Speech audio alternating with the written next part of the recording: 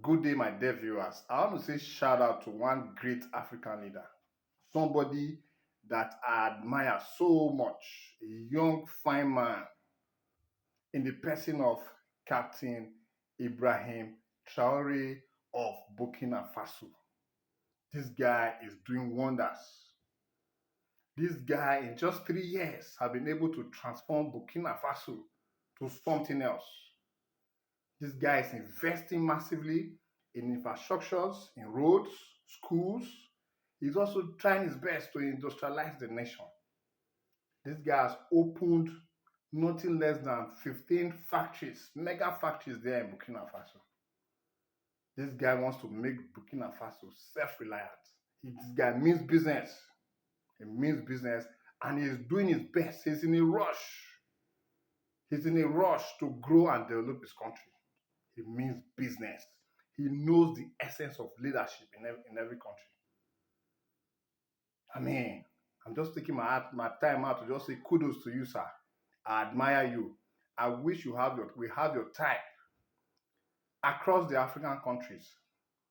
Africa would have been a better continent than it is today.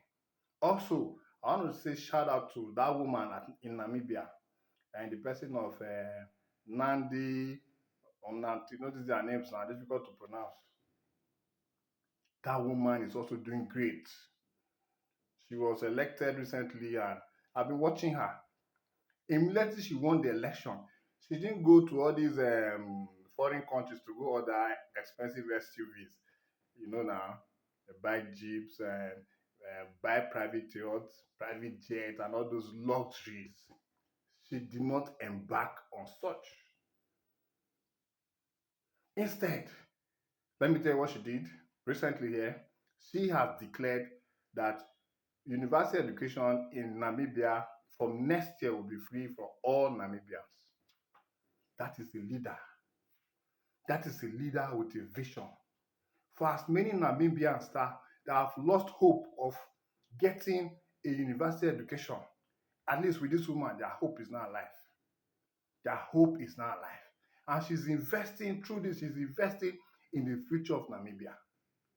So kudos to you, man. Kudos to you. More grease to your elbow. These are good leaders. These are exemplary leaders who love their country. Even the man in Rwanda is also doing great.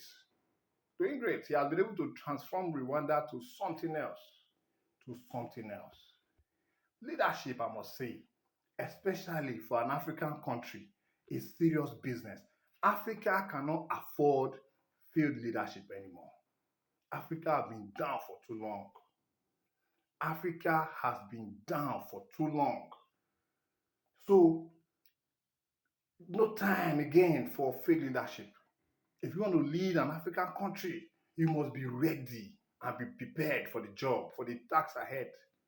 You must be prepared. You must love your country first before you can say you want to lead an African country. I mean, some years back, let's say in the early 80s, in the early 90s, so many African nations were richer than many Asian countries that you hear their name today. For example, Vietnam. It was a very poor country in the past. Indonesia. These were poor countries. Taiwan. But Taiwan started coming up towards the early 90s because of good leadership. Malaysia, Singapore. These were poor nations in the past. But today, they are not developed economies because of what? Purposeful and visionary leadership that they have had over the years. But in our case, we retrogressed. Africa have become poorer. Africa have become poorer, and it's just unfortunate. It's just unfortunate. Let me give you a sign of a leader that will fail or whose government will fail. Immediately, somebody wins an election, either as president, as local government, as state governor, or as local government chairman. Check their priorities. Anybody whose leadership is going to fail, this is what they'll do first. The first thing they'll do, they'll start ordering for SUVs, expensive cars, the latest. 2025 model, 2026 model, 2027 model, Toyota Prado, Lexus, Mercedes-Benz S-Class, Rolls Royces. They start embarking on this frivolous spending. And these cars don't come cheap.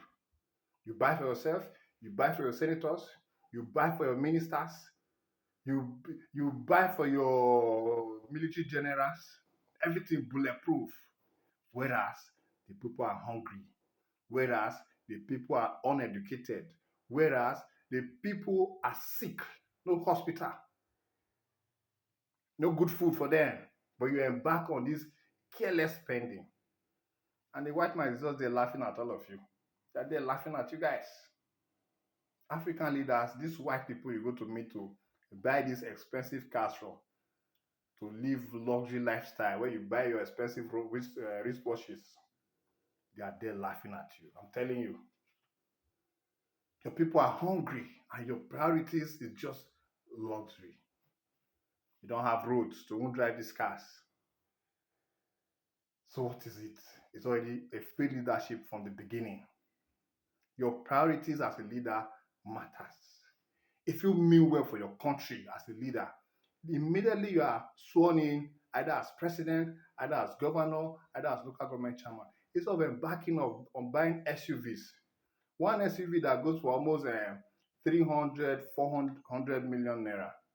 Say you put such amount into building a primary school in a community.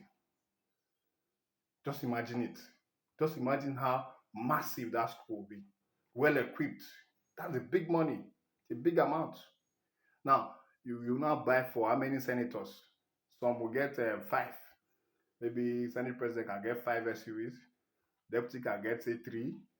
The senior members of the Senate, they can get two. Then the ordinary senators, maybe one. And all of that, uncountable number of cars. And that amount, just imagine you investing that amount in schools, hospitals, all across the country. Just imagine the transformative change that move alone can create for your country. So, as Africans, let's start realigning our priorities. It should align with the development of our nation. All this selfish approach to things, especially among the leaders, it cannot continue. Those eras are far gone. Like Africa cannot afford failed leadership anymore, especially my home country, Nigeria. We cannot afford failed leadership anymore. And I just pray that going forward, that our leaders begin to get it right. Thank you for watching.